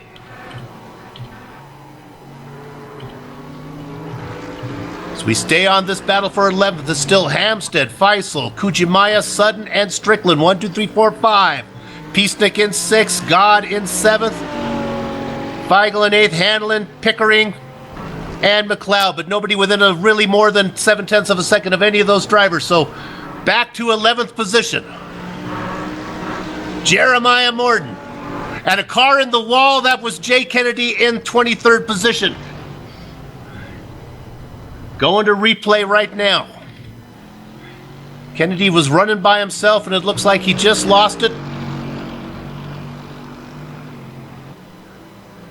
Got a little loose getting the power down again. Actually lost it in the middle of the corner. Tried to bring it off. Just taps the rear end of the car into the wall.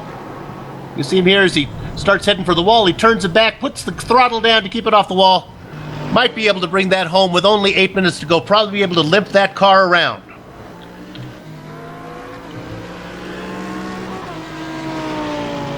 Meanwhile, looking at the battle for 11th as that's where the pass is every time. We'll get on it there. They just went through that turn 11. Now they go into turn 12 again. That's where Tamlin really likes to get it done. Morden still out in front. There's not much of a battle ahead of them, not much of any cars battling behind them. And now they made the swap, and now they give it back.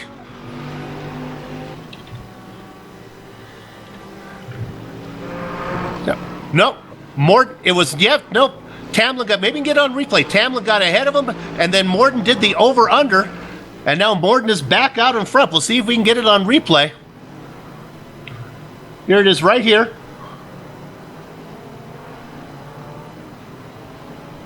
It'll come up on this. I guess it was turn 1. I guess, is that what we're looking at, Director? Oops. Yeah. Okay, here we go. It's Redgate. See, he leaves the inside open, and then does the over/under and gets it back. Now we go back to live. So, Tamlin was able to get the pass done for about the blink of an eye that he has to give it back up. This battle continues going on. These drivers are being very respectful of each other. This is where, that's the corner where Morden is the most vulnerable. Turn 11. Not so much here through 12 as they go, and now they go down the main straightaway in sight of the main grandstand. Crossing the start-finish line, starting lap 27, and there are 6 minutes left to go. Let's go back up to the lead because things have tightened up a little bit now. Hampstead running in front has been caught up by Fazell. Fazell has gathered him up slowly, and the time is down to 0.3 of a second. He's within striking distance. Look at Faisal close in that Audi.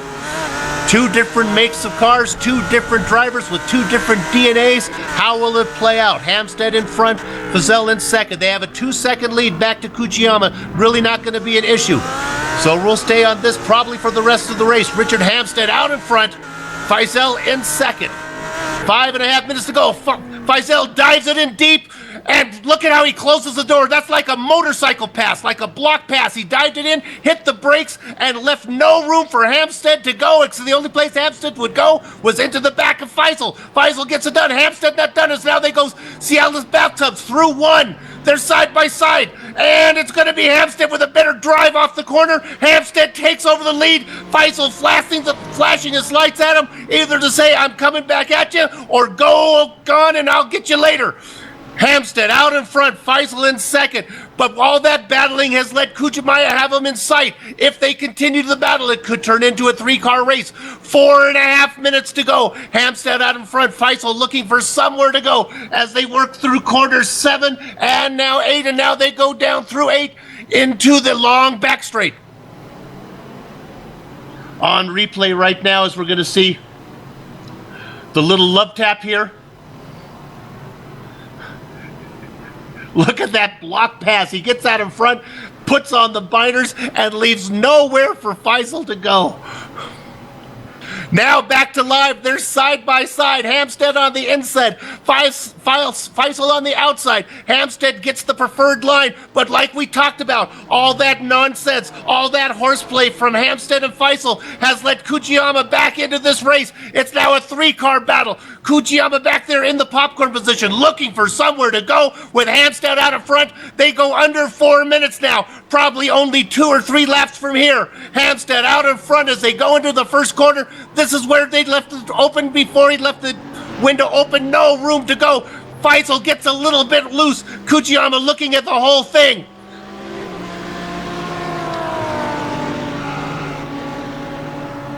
And we're pretty sure that driver's name is Phil Sell.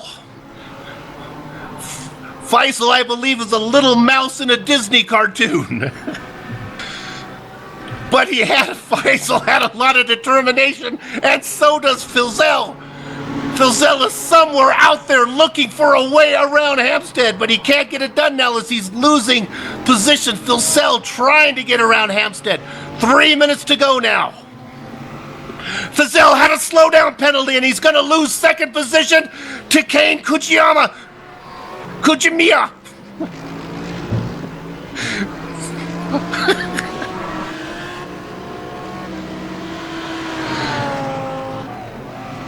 I miss Sam. Sam has left me. He had his tea and crumpets, and he's left me here all by myself to mispronunciate these names.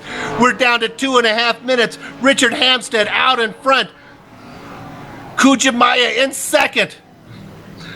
Fizell in third. I got all the names pronounced right, and just for good luck, I'm going to try the guy that they're running up on. 20th position is Jackson Fear.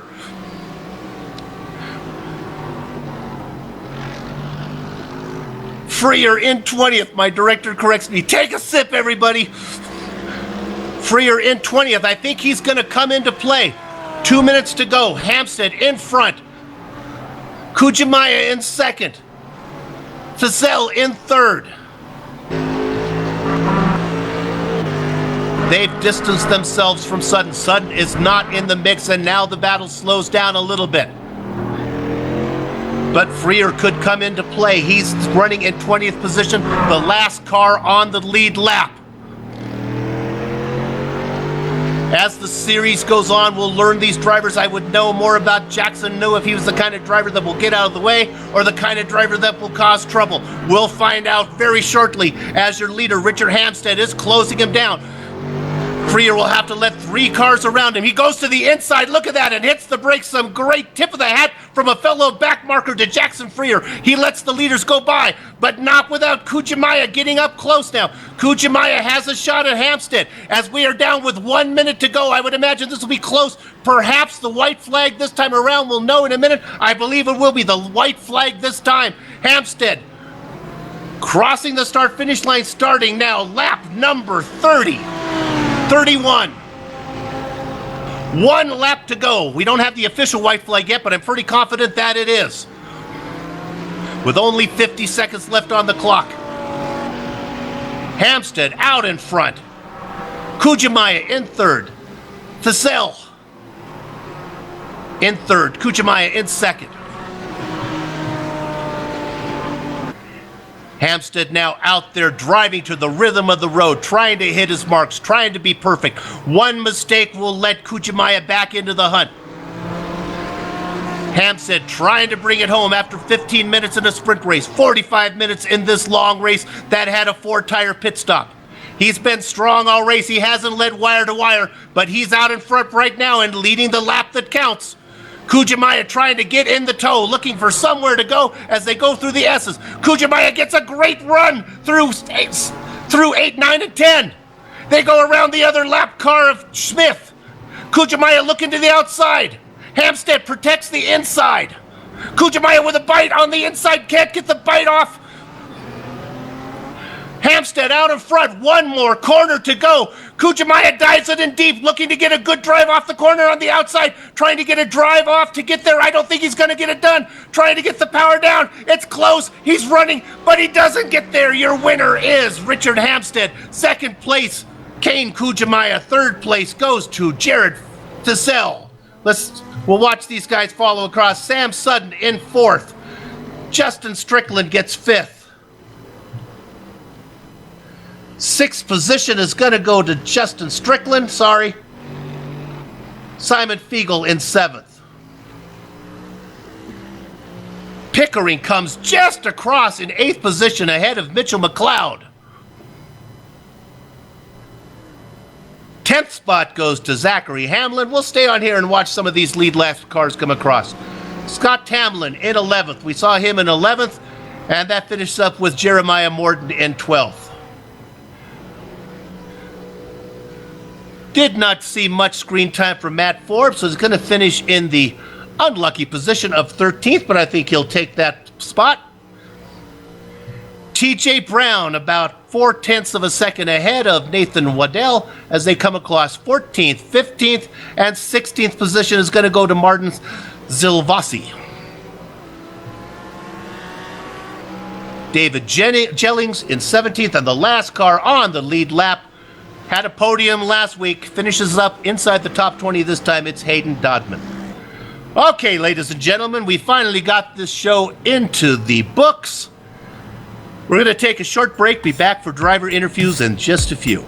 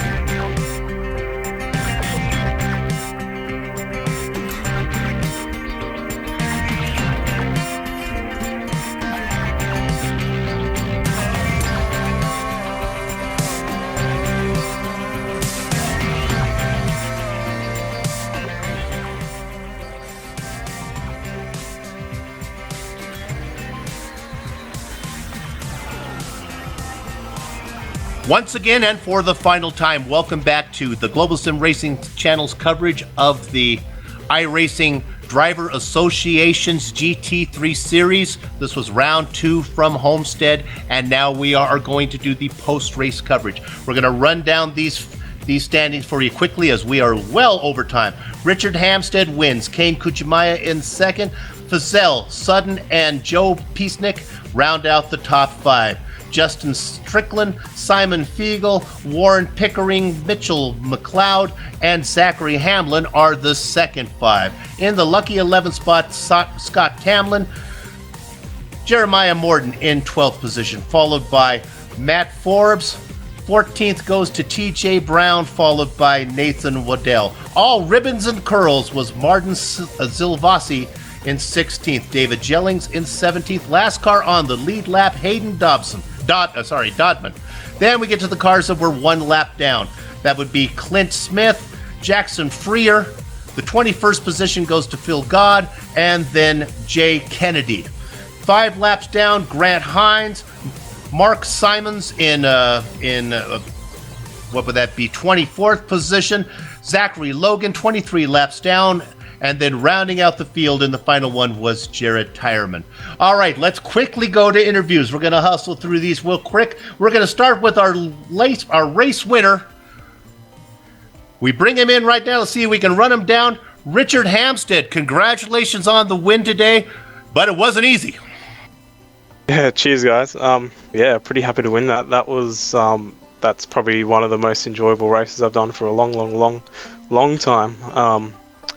Had everything, just passing and couple of. I think I was off in the paddock at one stage, and and managed to hold off Jared and Kane at the end there, and I'm pretty wrapped. Well, let's talk about the pass for the lead. I believe it was into turn 12. You dived in there, and then you locked it up, and you left them nowhere to go. It reminded me of like a motorcycle pass where they gets in there and then leaves the guy who's passing no room. Did you know it was going to work out like that? I'm not sure which lap that. Sorry, a lot of things happened. Yeah, I guess so. I can't. Where did you think you were the weakest? Where do you think you were most vulnerable while you were in front? Absolutely coming out of the chicane at the back of the circuit. Every time I went through there, I could see Jared. He'd probably gain 3/10 on me, and it left me really vulnerable for the little hairpin at the end of that straight. So I was pretty concerned about there. And the other thing is, if you push too hard in there, you get a slowdown. So, which I got 2 of in the little qualifying race we did earlier. So I was pretty wary about that, and I had to put a big block on Kane there the second last lap, or the last lap actually, I think it was, to hold him out. Well, we'll get you out on this one. This is our poll question for the whole series about superpowers. Which one you want? Right? Learn a little bit about the drivers. You can be invisible, you can talk to the animals, you can read minds, or you can fly. What do you want? Oh, geez, that's a hard one. Fly, maybe. You can just travel anywhere, anytime. I mean, it'd be good fun, wouldn't it? Flying sounds good to me. There you go. Richard Hampstead, your winner of today. Congratulations, Richard, and it should really help you in the point standings. Cheers, guys. Thanks for everything. Your race winner today, Richard Hampstead. Now we bring in Kane Kujimaya. Kane, congratulations on your second place. Hey guys, thank you. All right, help me out because I've done about 7 or 8 different pronunciations. Let's hear the last name. How do I say it? Kugimiya. You got it? You gotta be kidding me. I didn't have one of those. Kugimiya? Yeah. All right, I blame my director, Joe Peak, because he was confident it was Kujimaya. Kugimiya. I can do that. Well, congrats. Where are you from? What part of Australia are you from? I'm in Melbourne. Ah, Melbourne. Yeah, down south. Well, this should have been a track for you. They had a corner named after your hometown there. Tell me about that battle. Did you thought you had anything for Richard there as you were looking at trying to get around him? Well, looking at the 15-minute race and looking at the first stint, the Mercs had really bad tyre wear. So as soon as their tyres started wearing, we'd catch straight up onto them. Probably a few more laps, probably would have gotten him, but yeah, it's too hard to pass here, I think. Yeah, if you were going to make a move, where did you think you had your best shot? What part of the track? Well, I had a lot of speed coming down the straight, going into the chicane, but that's really not a realistic passing point. But probably the hairpin after the chicane or even the last corner, they're 2 great spots. Yeah, sometimes we saw a lot of drivers try to make it work around the first real hairpin there on the outside. It's a tough place to pass around here. Well, congratulations. We got to move quickly because we're so far over our schedule. Congratulations on the win, and good luck the rest of the season. No worries, thank you. Let me hear your last name one more time, and I'm going to repeat it with you. Kugimiya. Kugimiya. Got it. Yeah, you got it. Thank you, Kane. All right, Kane Kugimiya. I'm sure that, hey, if you guys watch the rebroadcast, you do not get to drink every time I pronounce that one wrong. That's not my fault. Our final guy, let's bring him in here. Your final podium, Jared Fussell. Jared Fussell. Let me hear your last name. How do you pronounce that one? Hey guys, Phil Sell. Phil Sell. 2 words. Yep. That's got it. Phil Sell. Hey, what a race! I know it took a long time to get this main event in, but boy, it was exciting once we got the thing going.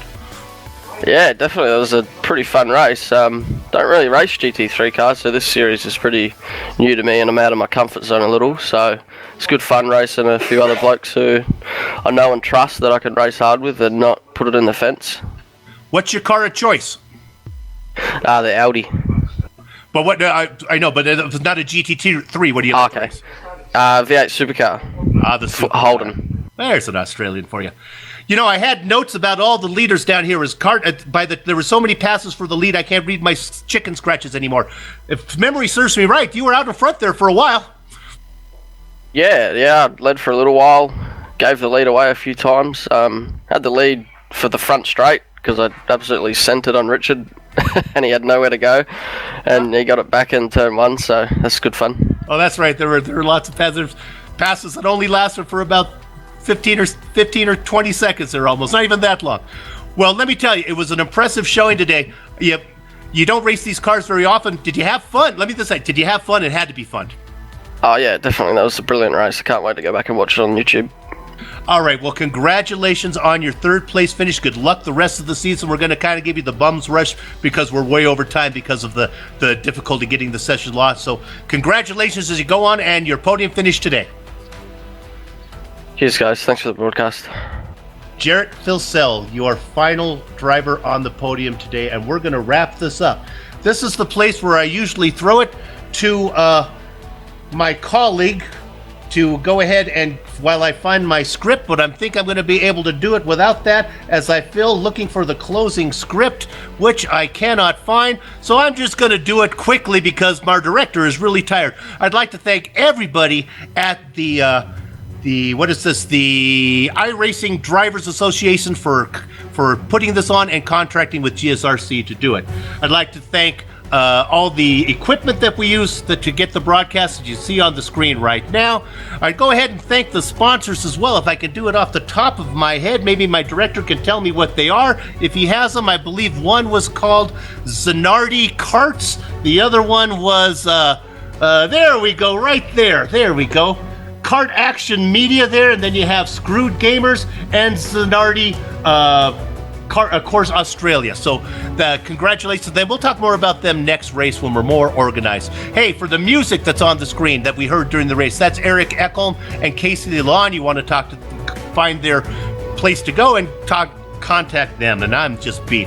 If you want to know more about GSRC and everything that we do here, go to globalsimracingchannel.com. We're also on Twitter at GSR Channel. And we're somewhere else too. Just do a Google search, you'll find us. And Facebook and Twitter, we're there too. We're back in 2 weeks. I don't have my script. We're back in 2 weeks. Memory serves me right. We are at another road course somewhere in the world. You know, it might be Outland Park. I could be wrong on that, but it could be that. I don't know.